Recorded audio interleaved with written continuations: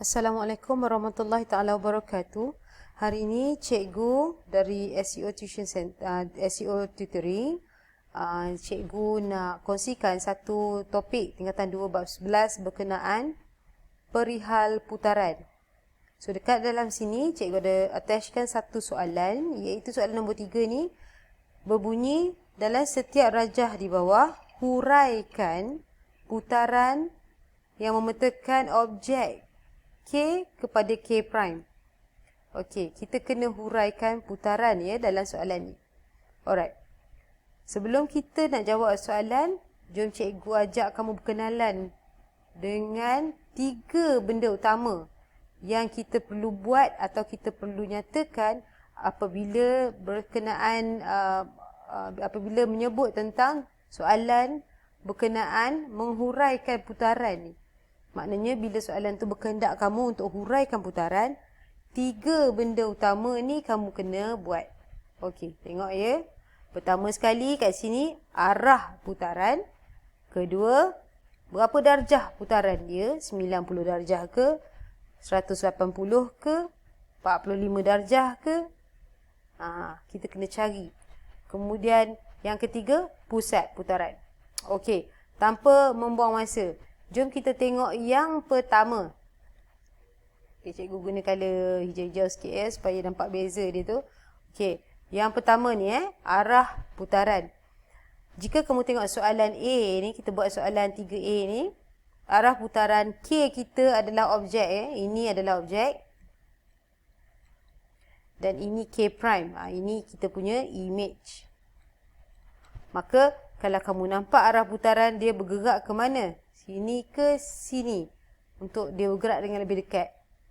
Sini kan? Dia bergerak sini. Boleh nampak dengan jelas lah ya. Arah putaran dia lawan arah jam. Ni soalan yang nombor 1. Menjawab nombor 1 ni, kita jawab lawan arah jam. Macam ni. Terjawablah. Dia tanya arah putaran. Itu huraian kita ya.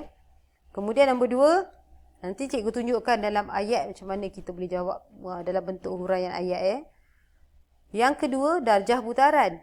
Untuk kita tahu darjah putaran agak mudah ya sebenarnya. Cikgu selalu ajar student cikgu ambil satu titik setara Titik ni titik kat dekat objek bucu hujung kat kepala dia tu cenonek ni. Yang ni bucu hujung dekat image, iaitu kat K prime. Dia setara jangan kamu ambil hujung ni pula. Memang tak setara lah. Kalau kamu ambil sini hujung sini, bucu sini, ini pun sama bucu yang setara. Maka apa kamu buat?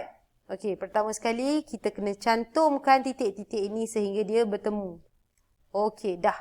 Kalau kat sini dia bertemu kat sini Bila dia bertemu pada satu titik, akan ada satu sudut kat sini akan terhasil. Dalam kes ni, sudut yang terhasil adalah sudut tegak, iaitu sudut 90 darjah. Maknanya kamu boleh tulis sini arah darjah putarannya berapa? Darjah putarannya ialah 90 darjah. Ya. So maknanya kita dah menjawab soalan yang kedua, huraian yang kedua contoh huraian kedua. Dan yang ketiga, cikgu guna colour apa lagi untuk nampakkan perbezaan? Okay, colour pink lah. Alright. Nombor 3, kita nak tahu pusat putaran. Antara benda paling mencabar untuk mengetahui macam mana huraian putaran dibuat adalah mencari pusat putaran. Dalam kes ni macam mana kita nak cari pusat putaran? Alright.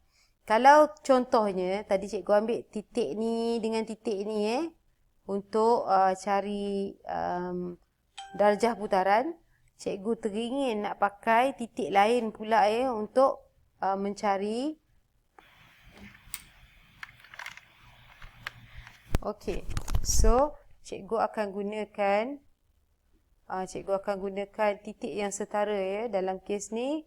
Titik yang setara, yang ini satu dan ini. Ini titik setara dia. Jadi bila kita ada 2 titik setara macam ni, kita kena buat apa? Kita kena cantumkan Okey, cantumkan ini dan ini. Okey. Bila kita cantumkan kedua-dua titik ni tadi, kita dah cantumkan kedua-dua titik ni tadi, kita perlu mencari pula titik tengah dia. Okay, dalam kes ni titik tengah dia adalah, cikgu guna garis merah ya, supaya lebih jelas. Titik tengah dia adalah ini. Ini dari sini titik tengah dia ni. Jadi jarak sini ke sini 1, 2. Sebab apa dia jadi titik tengah? Sebab dia sama lah. Sini pun sama 1, 2. Dia 2. Bermakna dekat sini kita kena tahu bahawa pusat putaran dia akan jatuh dekat salah satu tempat yang jaraknya sama ya. Jaraknya sama. Okey, kejap cikgu cantumkan. Kita kena cari 2 juga. Macam tu. Kita kena cari 1, 2, 1, 2 juga ya dia punya putaran tu. Mungkin ni 1, 2, 1, 2. Okey. So maknanya kat sini titik yang mungkin, yang berkemungkinan menjadi pusat putaran jatuh kepada sama ada titik ini ataupun titik ini. Ya, sebab jarak dia sama. 1, 2. Ini pun sama. 1, 2. Nampak? Itu cara mencari pusat putaran. Bermakna sekarang kita perlu menentukan mana satu pusat putaran. Okey. Hint untuk menentukan pusat putaran jika kamu ada 2 titik macam ni ialah kamu kena mencari pusat putaran yang memang jauh daripada objek dan image. Maknanya kalaulah kita ada paku buaian dan kita nak gantung buaian kita kat sini buaian So kalau buaian tu kita nak swing pergi sini, bermakna buaian tu kita nak swing pergi sini jadi maknanya dia kena ikut ni arah macam ni tau. Maknanya tali ataupun paku tu kita kena paku tinggi. Dia tak boleh paku kat sini nak swing macam mana kan? Kita tak boleh kat sini swing gantung sini gitu nak swing macam mana kan? So kita kena gantung dia jauh daripada objek dan juga image. Itu konsep dia. Maknanya dekat sini kalau K bergerak ke K prime dengan arah yang macam ni, bermakna ke kiri kan, ikut lawan arah jam, bermakna ini bukanlah titik untuk pusat putaran. Sebab dia berada kat kawasan tengah-tengah pergerakan objek nak menjadi image tu. So kita pilih ini sebagai pusat putaran di mana nilai dia, ni kita kena baca koordinat Akhir sekali bila kita dah tentukan pusat putaran, maka kita kena baca koordinatnya sebagai 6, 5. Koordinat dia 6, 5.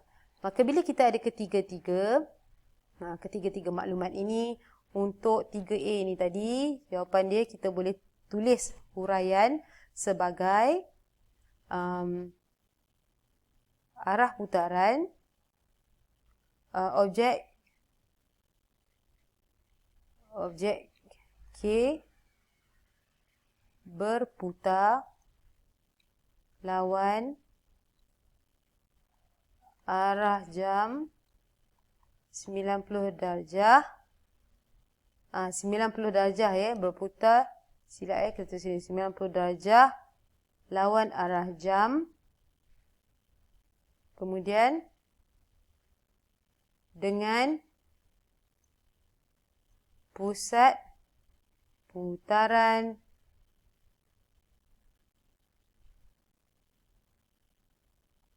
pada titik ataupun pada koordinat 6, 5. Ini cara kita menulis huraian bagi putaran untuk 3A ni tadi. Okey, senang kan? Alright. Soalan yang sama kamu boleh buat untuk B ni Okey, cikgu sekali lagi, cikgu tukar colour. Suka betul cikgu main colour tau. Kalau dalam soalan ni sebab dia banyak colour dekat dalam whiteboard ni best. Okey, so untuk soalan ni macam mana? Kita kena tentukan first kali mana satu objek, mana satu image K adalah objek, K prime ini adalah image. So kita tahu ini adalah objek, ini adalah image. Alright, macam biasa kita kena tentukan arah putaran.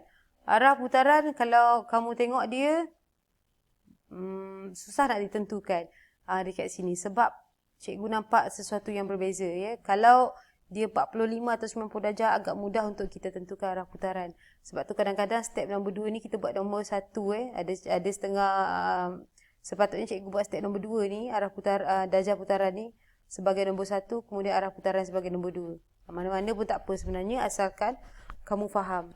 Alright, jika seandainya nombor 1 ni susah untuk kamu cari sebab dia nampak setara, maka teruskan kepada darjah putaran. Okay, ambil titik setara macam cikgu cerita tadi, ini dan ini dia setara. Sambungkan titik setara kamu tu tadi dan tengok dia punya darjah yang terhasil. Okey, bila sambungkan ini tadi, darjah yang terhasilkan dia lurus tau.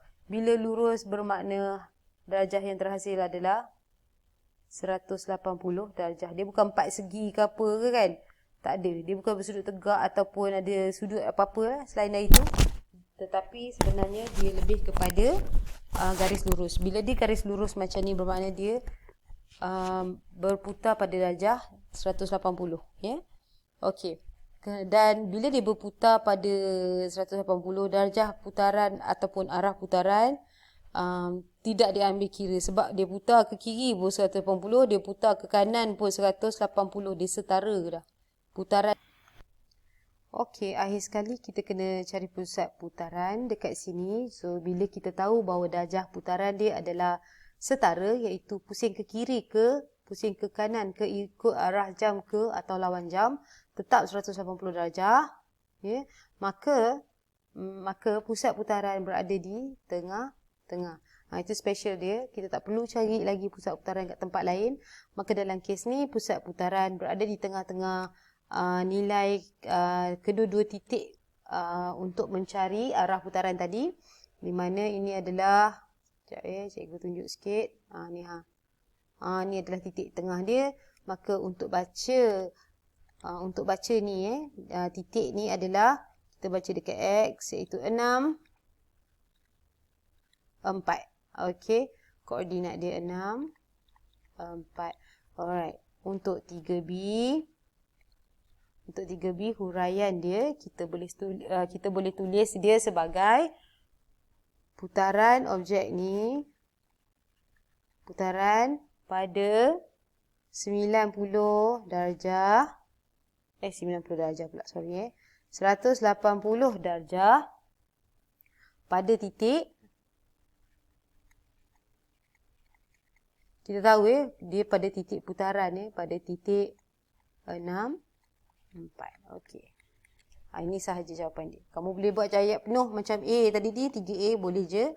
Ataupun kamu boleh buat sebagai ayat ni je. Cerita pasal, sebutkan setiap satu maklumat ataupun information yang kamu dapat dekat sini tadi. Okey.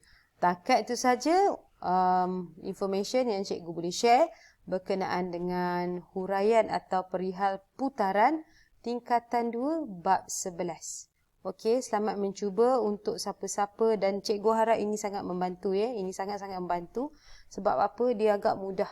Dia ada beberapa step saja yang mana cikgu tunjuk kat sini tadi, dan untuk siapa-siapa yang ada kesukaran untuk memahami putaran, cikgu harapkan kamu tengok sampai habis A dan B ni, kerana cara dia ada sedikit berbeza jika kamu berjumpa dengan sesuatu yang ada darjah dia 180 darjah, iaitu garis dia lurus, titik tengah dia tu senang mudah kita jumpa, pusat putaran dia tu.